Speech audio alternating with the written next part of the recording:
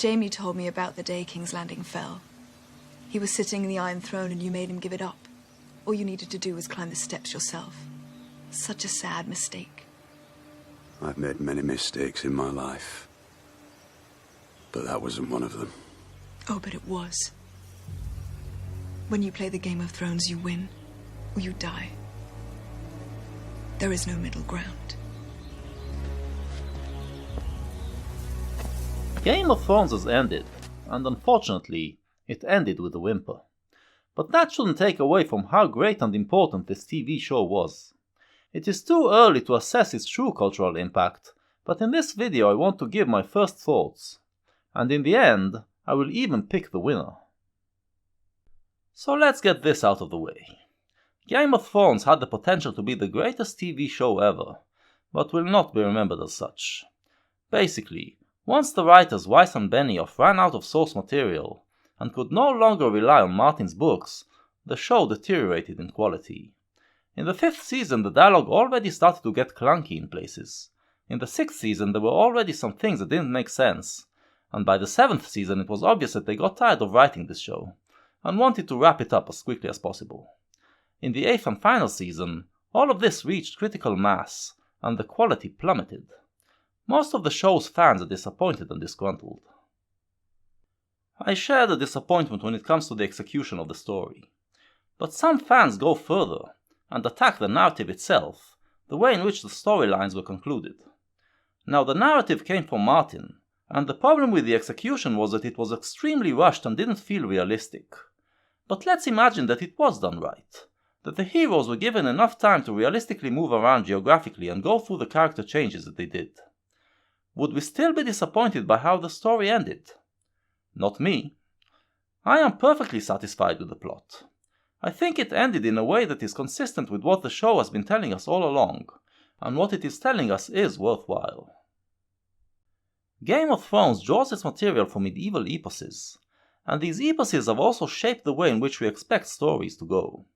We expect them to be a struggle between good and evil, in which the noble and righteous heroes win because they are noble and righteous, and bring a world in which everyone lives happily ever after.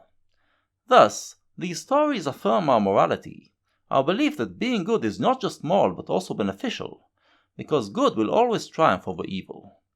When Niccolo Machiavelli, writing at the end of the Middle Ages, showed that this is not exactly how things work, he was perceived as the most monstrous and immoral man ever by his contemporaries, who could not accept that God would devise a world in which nobility isn't rewarded. And we still have a lot of that mentality. George R.R. Martin wrote an epic fictional story set in a fictional medieval kingdom, which subverts the expectations that we've inherited from such stories, and gave us a dose of realism instead. And this is what perturbs a lot of viewers. Even though they realized early on that this show subverts expectations in terms of storytelling, they still expected it to end like a good romantic fairy tale should. For instance, because it sets place in a world where magic is real, they expected the conclusion to tell us which god is the real god, and what the prophecies meant. But the fact that magic is real doesn't entail that all the beliefs and religions that people formed around it are real. Game of Thrones gave us a magical world, full of magical beings, people with magical powers, and people who can see into the future. But this is where it ends. Let this be a lesson to you. Believe only in what is empirically given, and don't fall into superstition.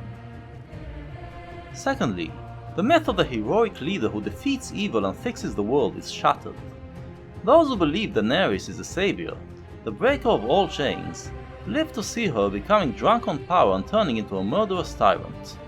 The people who felt betrayed by it are those who still believe in that dangerous myth of the savior.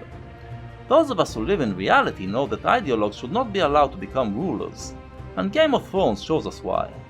And so, instead of a story of a world being saved, we got a story of incremental change for the better, which is in line with what history taught us. A society can't magically become free all at once. It takes a long cultural process.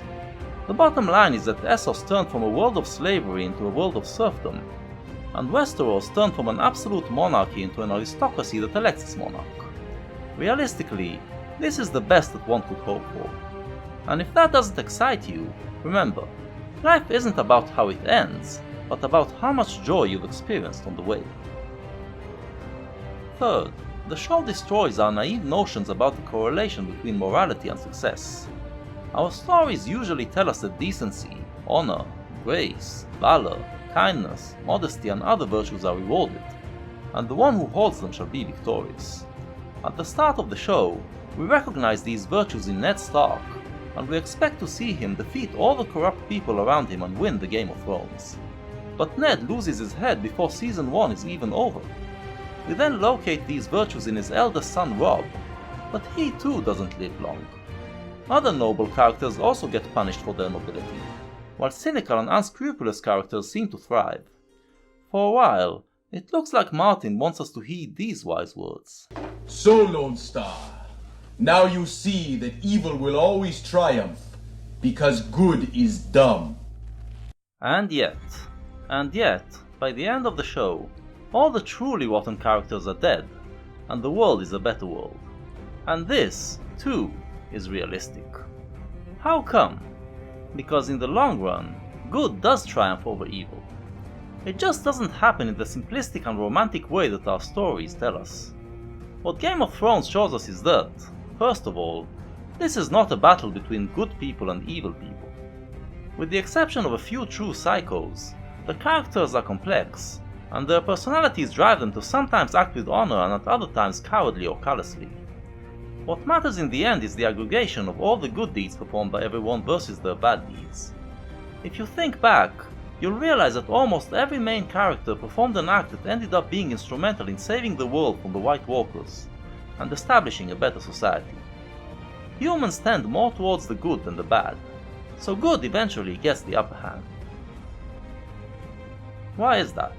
Well, maybe it's because, within this complex world, humans must apply rational thinking to survive among other humans, and rationality tells them that they should distance themselves from ignoble people, who might stab them in the back at any moment, and rotate towards noble people. Cersei may have outsmarted Ned Stark, but her evil ways cause her to lose the support of many capable people, who switch to her enemy's camp. Eventually, her actions are directly responsible for the death of her 3 children, the only thing that she cared about. Tywin Lannister, Roose Bolton and Walder Frey were successful in their treacherous conspiracy against Robb Stark, but when you behave in such an immoral way, it eventually has a price. Lords Lannister and Bolton are both killed by their own sons, while Walder Frey suffers brutal revenge. Meanwhile, people flock to and stand behind righteous leaders like Daenerys and Jon Snow, and it is their camp that wins in the end. And this is how, in reality, good triumphs. Which is why the winner of the Game of Thrones, when all is said and done, is Ned Stark. Yes, he died early on in the show, but he actually lived longer than most other characters, and his way was the way that won. Because he was a man of honor, his words kept on haunting the Lannisters long after he was gone, and kept undermining the legitimacy of Cersei's children to sit on the Iron Throne. And the values that he instilled in his children were the basis on which they could build. Once they adjusted to the new reality, and realized that they have to be cunning to survive at times of war, this basis made them stronger than others. In the end, we see all of Ned's kids, including his adopted sons Jon Snow and Theon Greyjoy, unite together to defeat their enemies. At the end of the show, the surviving Starks are all happy, and basically rule the land and the sea. Meanwhile, Tywin Lannister, who cared about his children only as long as it was good for the family's honor, lived to witness all of his children turn against him and against each other, and defile the family honor. Eventually, he was succeeded by his imp son, the thing he feared the most. So, in the end, the message is that it is better to be noble, virtuous, and brave. You just have to rid yourself of the romantic notion that you will always be rewarded for it.